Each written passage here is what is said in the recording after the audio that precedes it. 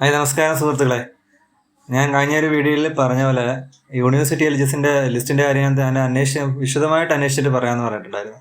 അപ്പോൾ വിശദമായിട്ട് അന്വേഷിച്ചപ്പോൾ അവർ പറഞ്ഞത് കേസുണ്ട്, ആ കേസിൻ്റെ വഴിക്ക് പോകും. ലിസ്റ്റ് എന്തൊക്കെയായാലും ഇപ്പോൾ തയ്യാറായിക്കൊണ്ടിരിക്കുകയാണ്. ലിസ്റ്റ് ഉടനെ തന്നെ വരുമെന്നാണ്, എത്രയും പെട്ടെന്ന് തന്നെ ലിസ്റ്റ് അവർ പ്രസിദ്ധീകരിക്കുന്നതാണ് പറഞ്ഞിരിക്കുന്നത്.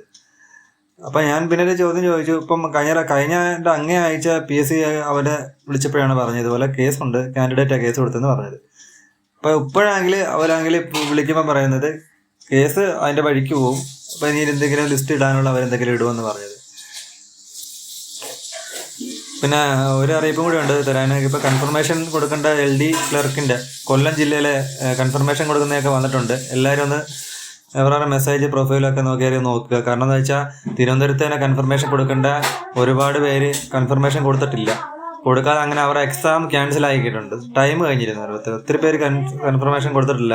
അതുകൊണ്ട് എത്രയും പെട്ടെന്ന് കൊല്ലം ജില്ലക്കാർ ഇപ്പോൾ കൺഫർമേഷനുള്ള എന്തെങ്കിലും മെസ്സേജ് വരാൻ തുടങ്ങിയിട്ടുണ്ട്.